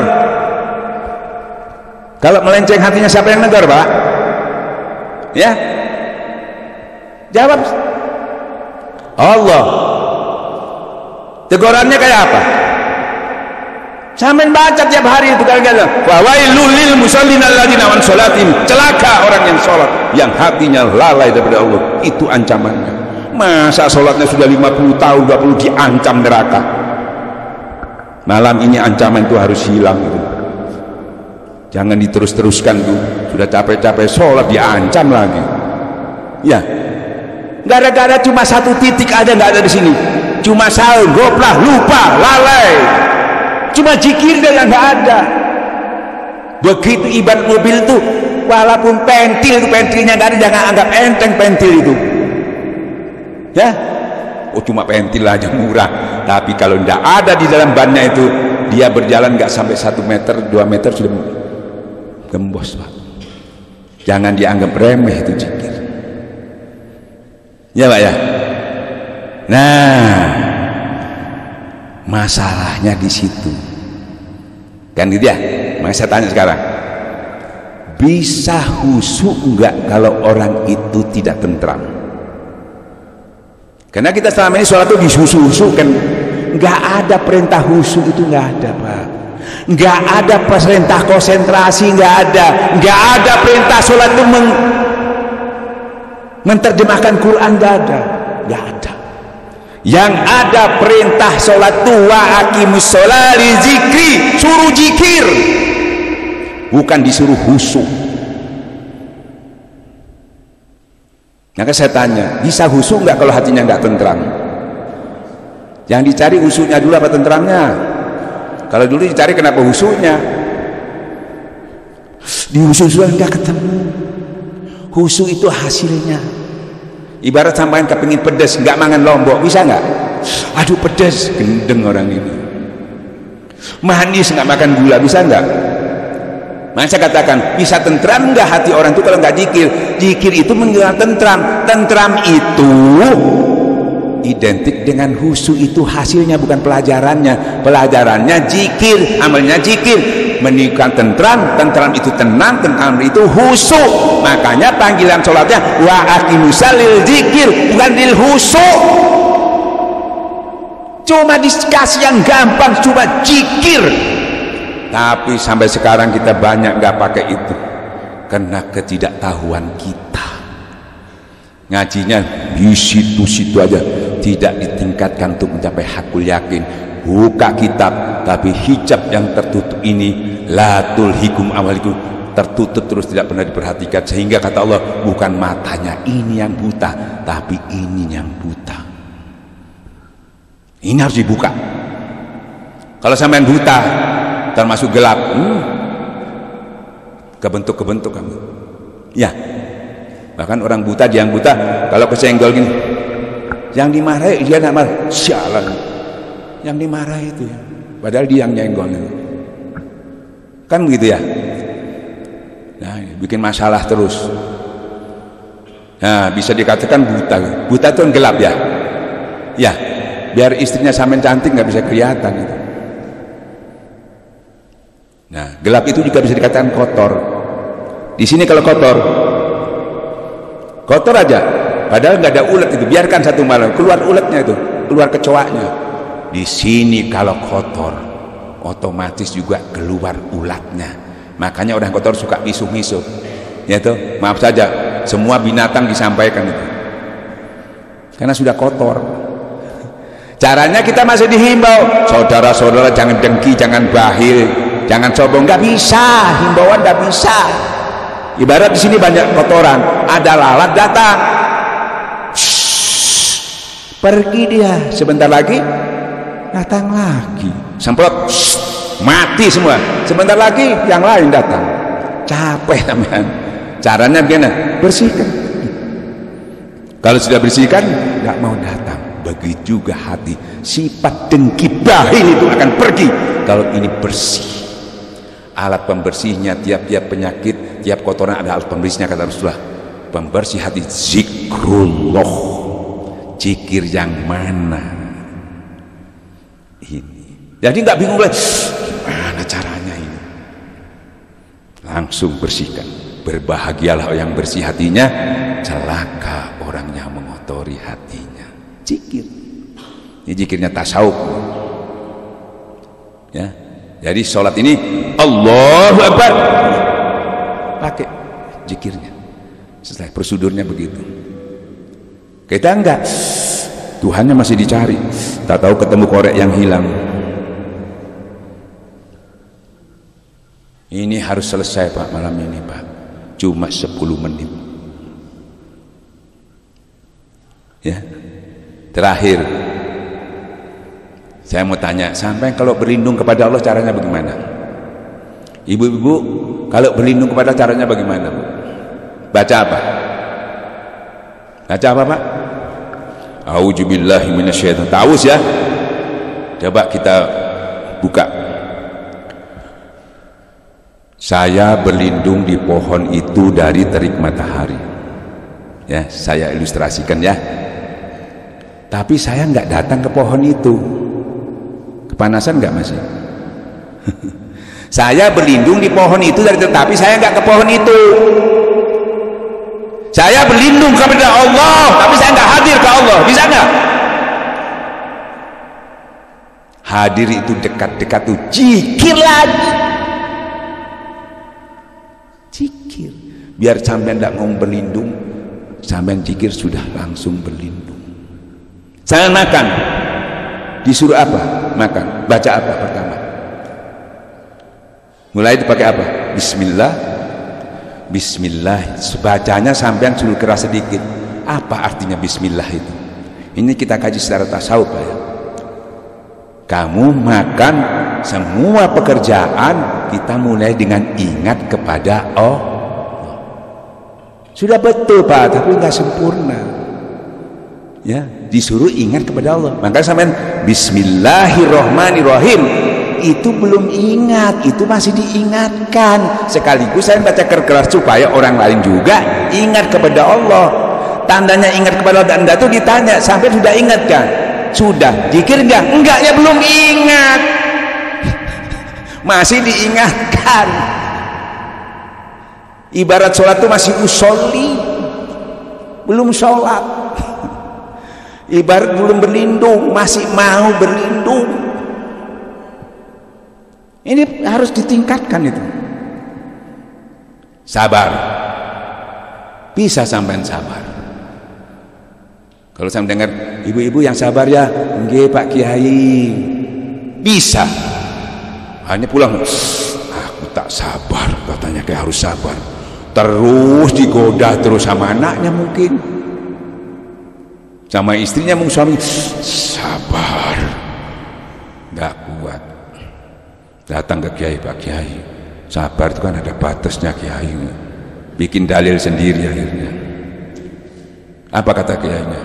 Ya ayyuhallazina amanu sabiru wasabiru. Tidak ada batasnya. Bagaimana kiai caranya sabar? Kan ada perintahnya berarti bisa. Kenapa saya nggak bisa? Ya itu karena nggak paham. Dalilnya tahu, nggak paham ya? Coba kita kupas. Tidak mungkin orang bisa sabar. Bisa sabar itu nggak kalau hatinya orang nggak tentram? Ya, bisa sabar kalau hatinya nggak tentram? Nggak bisa. Makanya Allah beserta orang sabar. Berserta Allah dulu, baru tentram. Tentram itu baru bisa sabar. Gak tentram mau sabar bagaimana? Nah kalau sudah bersama Allah, orang intervensi untuk supaya menggoreng-goreng kita supaya nggak sabar, nggak bisa lagi, karena di sini sudah ditutup pintu-pintu untuk dia masuk ke dalam diri kita untuk menggoreng hawa nafsu kita yang sudah kita tekan itu. Dan terus kita melakukan itu dekat sama Allah, akhirnya sifat-sifat Allah yang as-sabr itu membias kepada kita. Seperti Allah katakan, bersifatlah dengan sifat Allah. Ada prosesnya Pak. Dekat dulu tentram, tentram itu baru bisa sah. Kalau sebaliknya kalau nggak tentram apa Pak? Bingung. Sholat aja kalau mabuk nggak boleh sholat. Ya. Kalau nggak tentram mabuk. Ya. Kalau dikiaskan, kalau dulu mabuk minuman bukan. Kalau dikiaskan mabuk cinta, mabuk harta, semua bikin mabuk semua itu ya.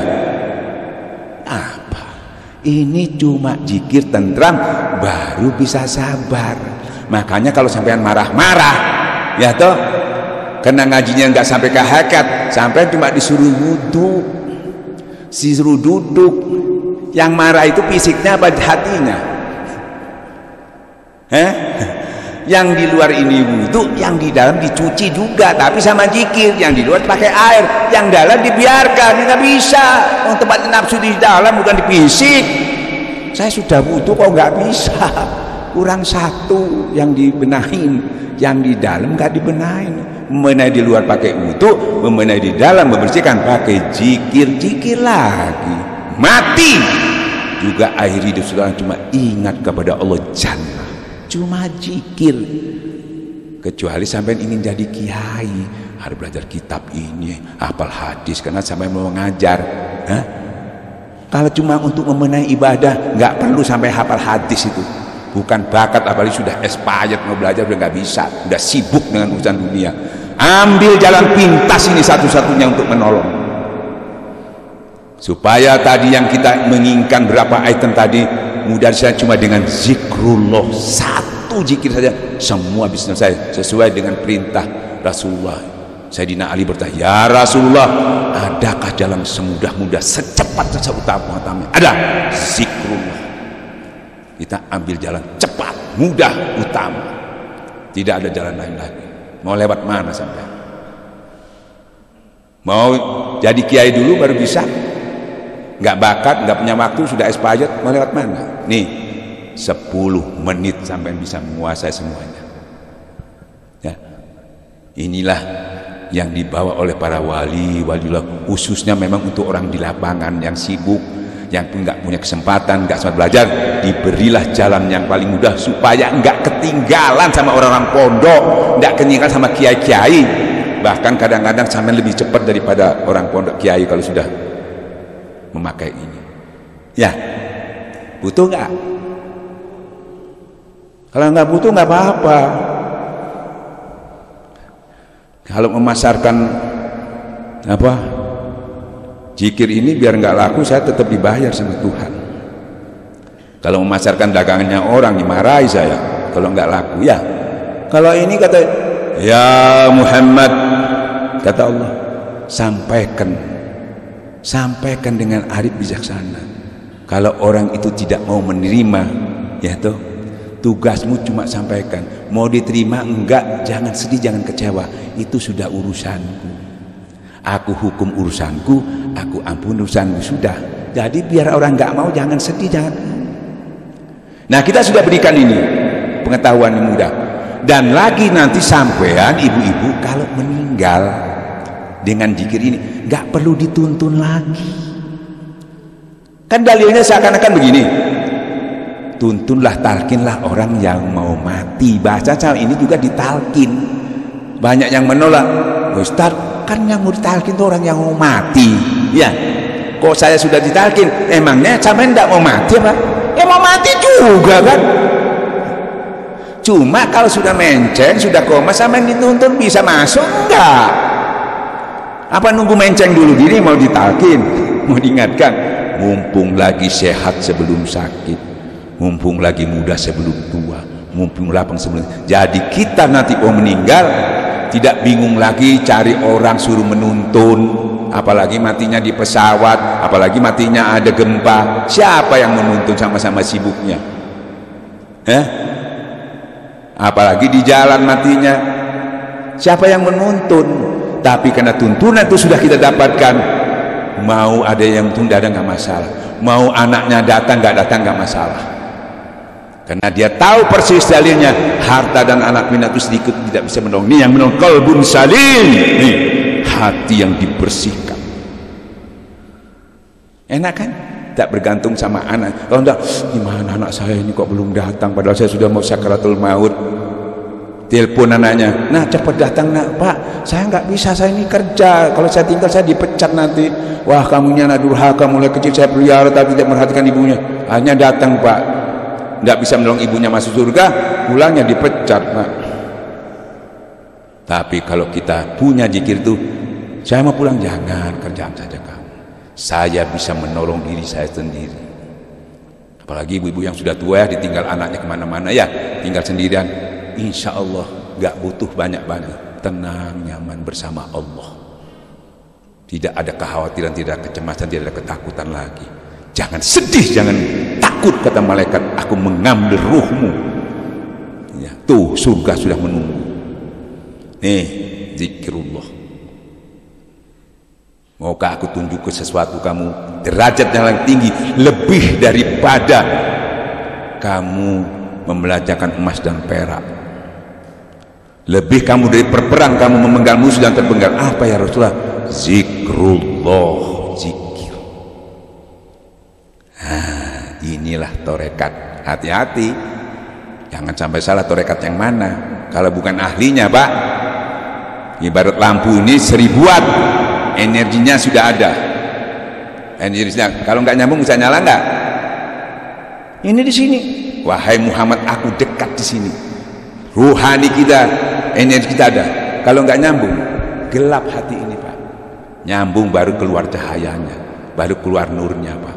Ya, tapi yang nyambung siapa? Kalau nggak ahli Pak, nyambung koslet. Banyak orang wiritan sinting, banyak orang wiritan bukan tambah dekat sama Allah, tambah nggak sholat. Sudah sampai, karena sampai kemana? Yang nyambung nih koslet. Pas ala cari ahlinya. Kita asal ini orangnya hafal Quran, wah ini Quran, memang Quran, Qurannya sohe, orangnya nggak sohe. Quran sedikit pun tidak menambah kebaikan kepada orang yang kotor, kecuali kerugian. Quran bisa jadi obat, jadi petunjuk kecuali orang yang bersih, yang beriman. Dia yang mengelola Quran itu jadi obat, jadi petunjuk.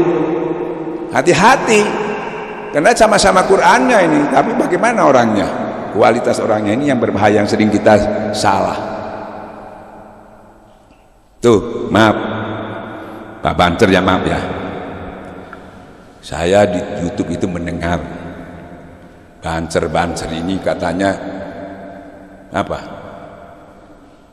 Banser ini menjaga gereja ya, gerejanya dijaga, orang pengajian katanya diturunkan ya, viral kan ya, sampean tidak bisa jawab, tidak dikasih dalil sampean. Sekarang saya kasih dalil. Nasi kasih 1 bungkus saja gereja dijaga, mau mati gara-gara gereja ya, kesannya kan gitu ya. Sampai mau jawab apa, diem aja. Sampai-sampai banyak yang menghujah Banser sama Ansor itu. Bahkan dari golongan ahli sunnah juga kiainya ada yang ikut menghujah. Kasihan orang-orang Ansor ini, kan orang pinggiran, orang bodoh. Dia mau berkhidmat pada kiai, jiwanya, hartanya, waktunya disiapkan untuk kiai, untuk khidmat kan ya. Kita belum datang, kiai dia sudah datang. Kita belum bersihkan, kita pulang, dia belum pulang. luar biasa, jangan dianggap enteng itu. Ya, saya kasih dalil.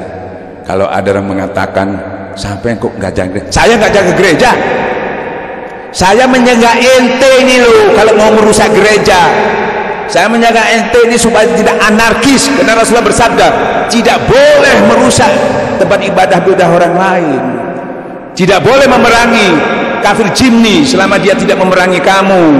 Kalau kamu melakukan, kamu sama dengan memerangi aku, kamu berhadapan dengan aku, kata Rasulullah SAW. Saya menjaga ente jangan sampai keliru, bukan jaga gereja, jaga saudara saya semanusia jangan sampai anarkis, jangan sampai keliru. Ini dasarnya, bukan jaga gereja, jaga ente jangan sampai merusak, nggak boleh sama Rasulullah. Betul nggak? Dikira jaga gereja, tahu. Yang jaga nggak punya pengetahuannya, yang menyalahkan juga nggak tahu. Hah? Sama-sama buta. Nih dasarnya. Kita menjaga ada dalilnya, walaupun nggak tahu dalilnya, tapi sudah kita laksanakan. Ya, ini Pak, tasawuf itu buka yang tertutup, buka yang kontroversial bisa nyambung. Itu ilmu tasawuf tembus kepada langsung kepada Allah. Di Quran itu diantara malaikat Pak, tapi hadis qudsi langsung dari Allah masuk ke dalam jiwa tanpa perantara. Itulah yang diberikan kepada orang-orang yang soleh. Itu ilmu yaduni yang langsung, yang di kitab itu tidak ada tapi langsung diberi Allah. Itu gak kepengen sampean cuma lewat zikir, ya Pak Ansor, paham ya? Jadi sama harus jawab. Kamu jaga gereja loh, kasih nasi bungkus, lu siapa yang jaga? Saya jaga ente nggak boleh. Saya menjaga karena ada perintah Rasulullah. Jangan sampai ente berbuat anarki, jangan sampai membakar. Bukan saya menjaga dia, menjaga ente. Nanti sampai dimusuhi sama Rasulullah. Itu, oke? Oke, selesai. Ya. Sampai yang mau tanya, silakan. Tanya, ibu, bapak, tanya. Ada yang mau tanya? Mau tanya apa? Ini yang saya sampaikan, ini jawabannya, sasarannya. Saya mau tanya apa? Tinggal apa? Sampean sudah bisa membenarkan, tinggal tanggung jawab sampean. Saya mengamalkan enggak? Saya sudah nyawa, sudah benar, selesai. Tinggal saya menerimanya kebenaran ini. Mau apa enggak? Kalau enggak mau, sampai sudah tahu kebenaran, sampean dituntut sama Allah nanti. Ya toh, menyesal nanti setelah meninggal. Ya Allah, tolong aku dihidupkan sesaat untuk aku, berilah untuk memperbaikinya. Hah? Kamu sombong, sudah mendengar kebenaran kamu cuek, kamu biarkan saja itu. Seakan-akan gak butuh, sekarang rasakan akibat kesombongan itu. Hah? Tolong ya Allah, ya sesaat aja. Sudah berapa umurmu yang aku beri, waktu yang panjang, tidak pernah mati kamu dalam keadaan fasik.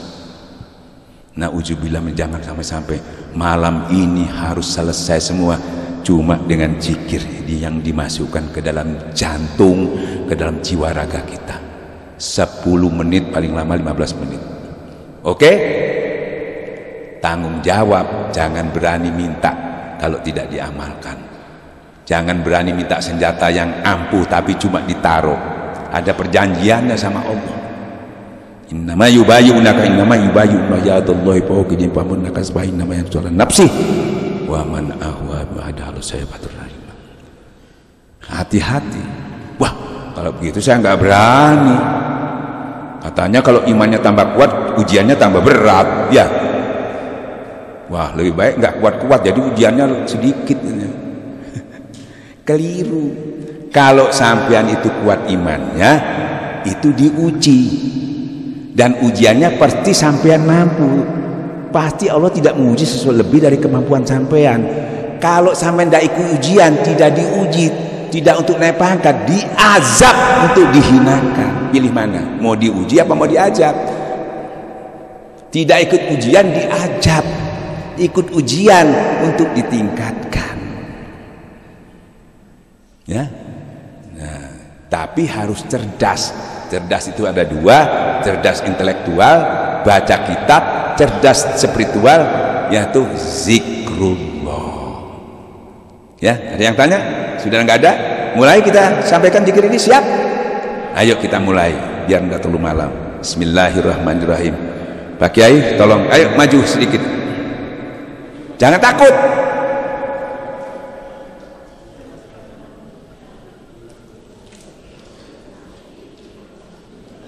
Ibu-ibu dengar baik-baik ya, sampai tidak ketemu saya lagi nanti ini, bisa-bisa setahun lagi baru saya kesini. Nah, nanti di sini ada perwakilan, nanti yang ada kalau kurang jelas nanti bisa tanya, ada majelis, nanti sampai berlatih di situ seminggu sekali sampai paham betul ya. Nah, kalau sudah paham betul, insya Allah